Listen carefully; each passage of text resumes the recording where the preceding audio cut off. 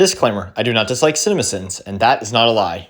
For my next Everything Wrong with CinemaSins video, I'm going to be seeing their video on Rush Hour, and I'd like to give thanks and dedication to Ongoing the Gamer for requesting this video. Enjoy the video, everyone.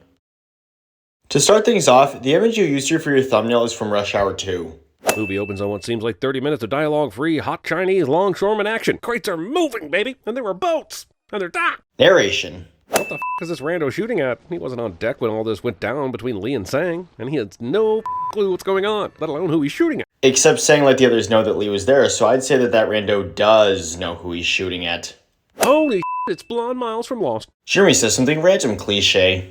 So Lee, the lead detective, led the raid on the ship, captured all the baddies, then showered and changed into a nice suit, then drove to wherever this is to whisper the good news by interrupting a state dinner? That's as impossible as it is ridiculous. But if that's what the movie is saying happened, then that's what happened. Unkeepable promises. Sure, things don't start off well for Soo Young since she gets kidnapped, but considering that she doesn't die and Lee and Carter do save her, I'd say that Lee was able to keep his promise to her. Lee didn't even know he was going to run into Soo Young, so does he just carry this around in his pocket, ready to give it to a special person at a moment's notice? Well, the movie tells us here that Lee isn't going with her and her dad to America, and he wasn't sure when the best time was to tell her that, so he wanted to be sure he gave her the necklace before she left. Also, Chris Tucker's excuse for being late was that he wanted to do this transfer of explosives in the back of the diner, which makes all the sense in the world, even though it was bullshit. Why are they doing this out in the front parking lot, in front of God and everyone? Except they didn't plan to meet at the front of the diner because Carter said that they were supposed to meet at the back of the diner.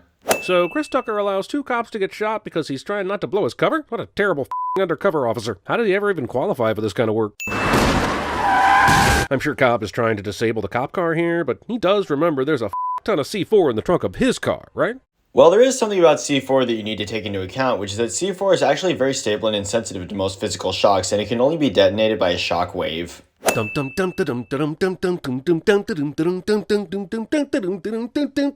to the old video, you're just making a music jam here, and that's not a problem with this movie, so I'll give this my award.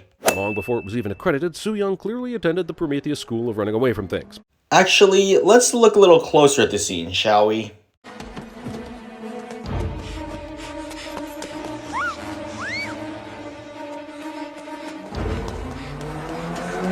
So, did that look straight to you? Because it didn't to me.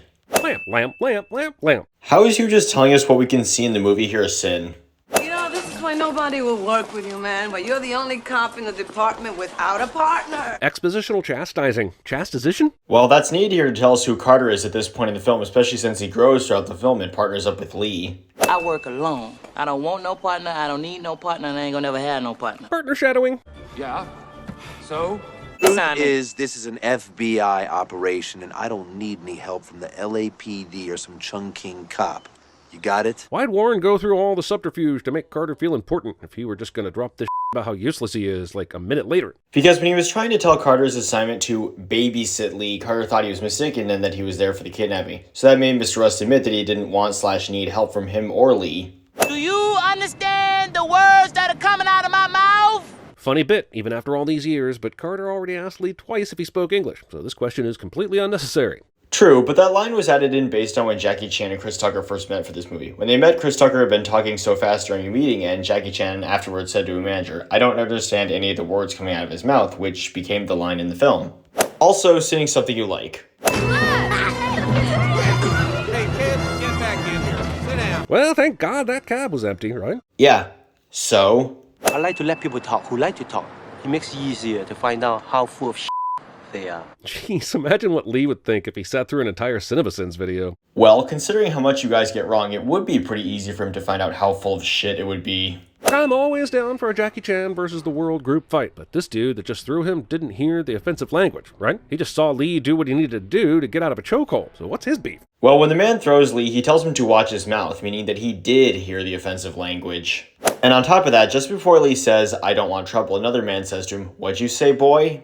You might think I'm going to send the Daily Market sign, but I considered someone named Daly, like John Daly, might own it. And I googled and found a store named this in LA. So instead, I'm sending the fact that this store specializing in milk, meat, and Mexican food has a huge rack of Please Steal Me toilet paper rolls outside the store in an area of town where they cage up the store at night. But it would only be easy to steal the toilet paper if the man next to the rolls was on a break. Otherwise, it'd be impossible to steal it at all. Even if he knew he had to sneak in here to get to his boss, did he really need to kick so much ass in the process? Everyone here is a good guy, whether they work for the consul or the FBI. Giving himself up and demanding to speak to the consul would get us to the same place we are now anyway, no? No, it wouldn't have, since the FBI never wanted Lee to be part of the case. Why do you think they hired Carter to look after him? I just want to be able to tell the consul who is responsible for his daughter's death because he talked too much. Sure, Carter has a motor mouth, but he really hasn't said much besides repeating the instructions since Sang told him not to sing, right? Yeah, but he also kept making jokes when repeating Sang's instructions, which led to Sang threatening to kill So Young, especially since he had told Carter to listen and not talk.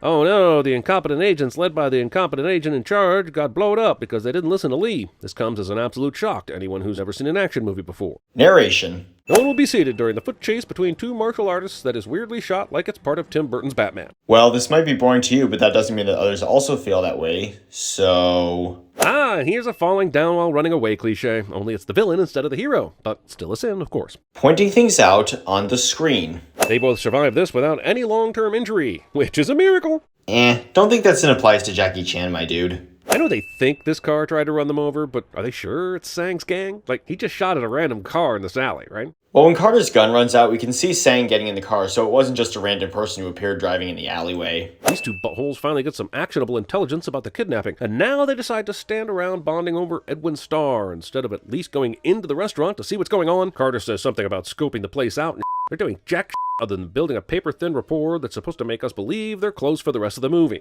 Well, not only did you just answer yourself, but Carter also says that if they were to just enter the restaurant right away, they'd get shot. Take the money to the alley behind the Fuzhou restaurant in Chinatown. So basically, they would have gotten the location of the bad guys anyway if they'd just waited for the call, right?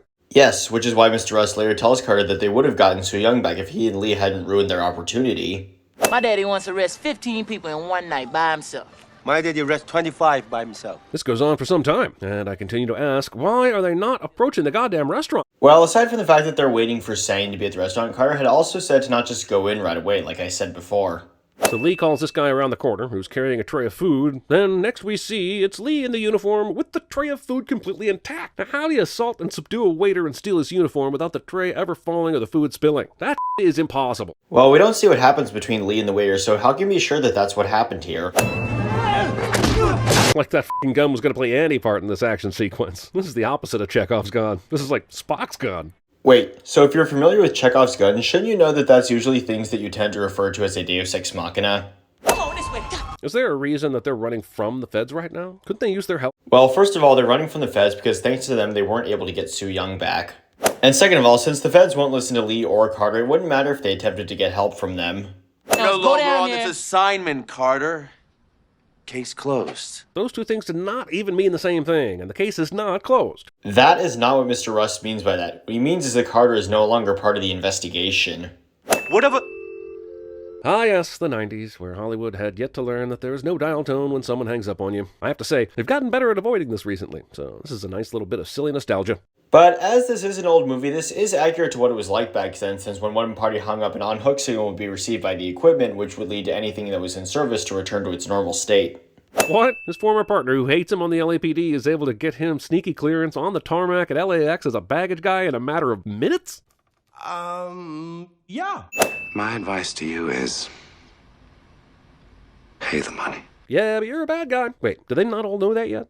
Yes. Yo, they know what Sang looks like, and he's got a very distinctive style. How is his picture not on every agent's radar right now, let alone the fact that he's in the building? Except the only ones who actually know what Sang looks like are Lee and Carter, so... Do you ever get annoyed when you see someone smoking a cigarette when they're filling up their car with gas? I sure do. So imagine the rage you'd feel at this asshole who's currently horking down a Marlboro Red right next to 6 blocks of C4. Well, why don't we look again at what I showed in Sin 18 as a way to explain to you why the C4 doesn't go off here. So from what I understand, this is one old guy, a dude with an Uzi, and a couple other waiters versus around 20 trained federal agents. And the former is winning? Yes. Oh, man, I'll be right back. Carter!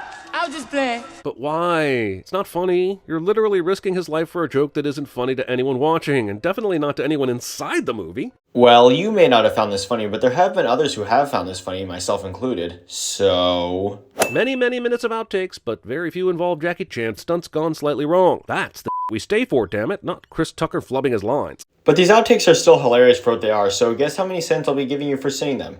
That's right. And here's the end result, everybody. This in total was 103, and the sentence will be kidnapped. Thank you for watching, everybody, and have a nice day.